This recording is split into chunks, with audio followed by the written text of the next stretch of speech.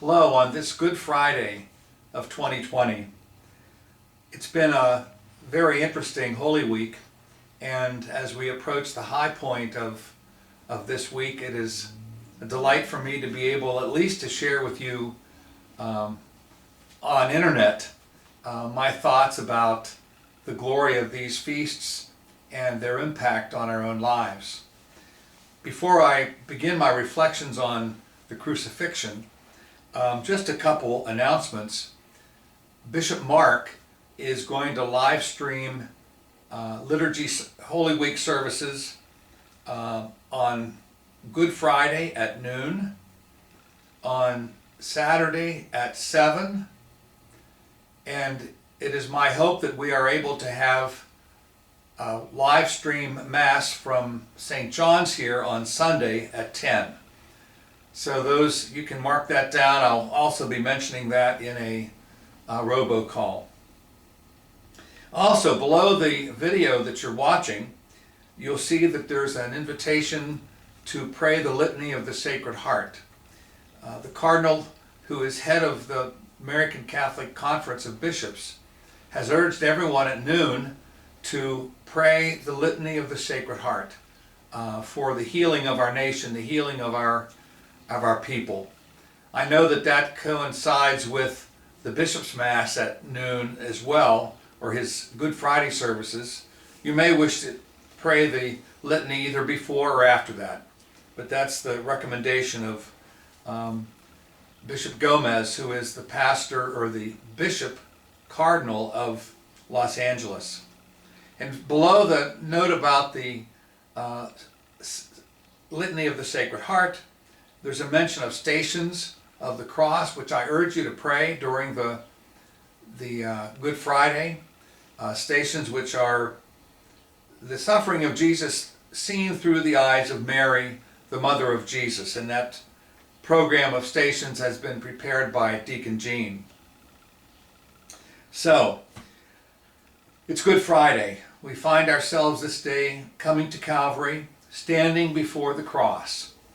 And I want to show you quickly a cross that is not typical for us in the United States and in the West, but this cross is the typical cross that is used in Ethiopia, in the Coptic churches. Just to give you a sense that the way that the cross of Christ is depicted artistically is very different from one place to another. You may even think of the Celtic cross and that the Irish use as well. So, that's my visual aid. Another visual aid is a book entitled The Crucifixion.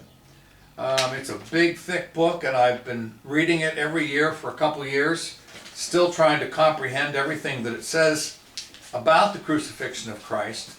But I have found a tremendous amount of insight through the writings of this Anglican theologian Fleming Rutledge, who has produced this tome of reflections on the Passion. And I want to begin with her words from the very beginning of this book, talking about the place that the cross has played in the life of Christianity and in the life of the world. She writes, "Christianity is unique.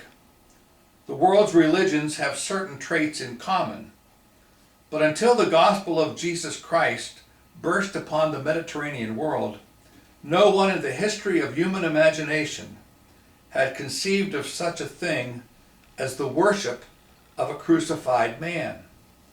The early Christian preaching announced the entrance of God upon the stage of history in the person of an itinerant Jewish teacher who had been ingloriously pinned up alongside two of society's cast-offs to die horribly, rejected and condemned by religious and secular authorities alike, discarded onto the garbage heap of humanity, scornfully forsaken by both elites and the common folk, leaving behind only a discredited, demoralized handful of scruffy disciples who had no status whatsoever in the eyes of anyone. The peculiarity of this beginning for a world-transforming faith has not been sufficiently acknowledged. Too often today's Christians are lulled into thinking of their own faith as one of the religions, without realizing that the central claim of Christianity is oddly irreligious at its core. That's a powerful proclamation that Miss Rutledge brings out, reminding us that we are really worshiping a God who has been murdered. We are worshiping the form of execution that was used to kill the Christ. In our own day, that would be comparable to worshiping the electric chair. So awful was this experience of Christ. So as we stand at the foot of the cross, what is it we are seeking to understand? Why did this happen? There are a number of theories about what happens when Jesus dies on the cross, how we interpret it. I would like simply to give you 3 of them. First, we interpret the cross as a deliverance from slavery. We've all just celebrated the Last Supper and remembering the Passover, where the Jewish people were rescued from slavery in Egypt, rescued and protected from the angel of death, and led through the desert to the Promised Land, passing over from death to life. And that is clearly a biblical understanding of what is going on during these holy days, that Jesus is the Lamb who was sacrificed. Jesus is the one who leads us from slavery to freedom. A second understanding is the understanding of sacrifice. We think of a blood sacrifice, and we use that image of blood quite frequently. We are saved by the blood of the Lamb, we are told. That the blood of Christ be upon us. That blood is a symbol of something valuable that has been given up for something that's a greater good.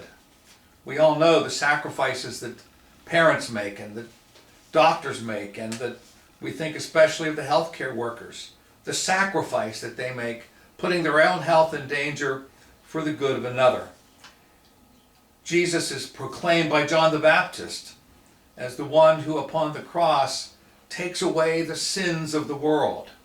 It's a sin offering. Jesus is offered up to take away the sins of humanity, and that is perhaps one of the most enduring images we have of the crucifixion. Another image of the crucifixion that has been presented has been that we have a victory that is accomplished on the cross.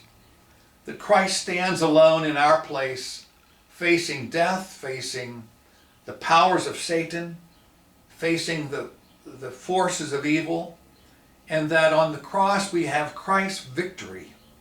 Christus Victor. Christ the victor over the powers of darkness, over the powers of death, over the powers of Satan.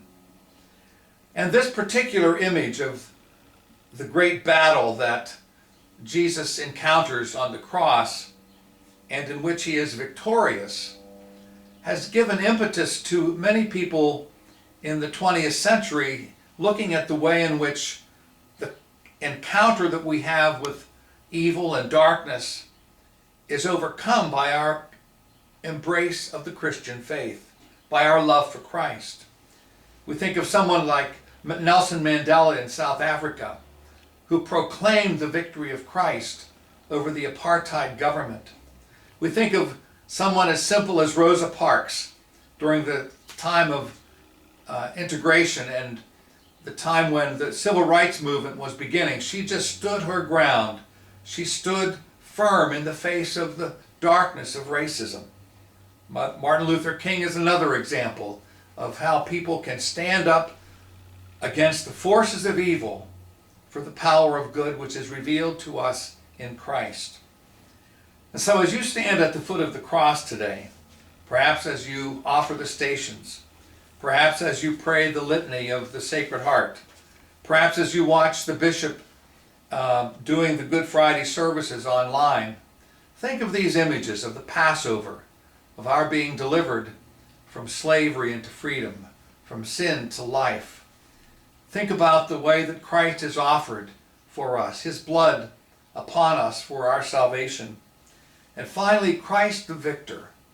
Christ who is died on the cross and yet is victorious in the very act of his death. That is why we call it Good Friday, because on this surrender that he has to death, indeed Christ has conquered death. And we celebrate that conquering of death most perfectly when we gather to celebrate Easter Sunday. May God bless you on this Good Friday, and we'll share more tomorrow on Holy Saturday.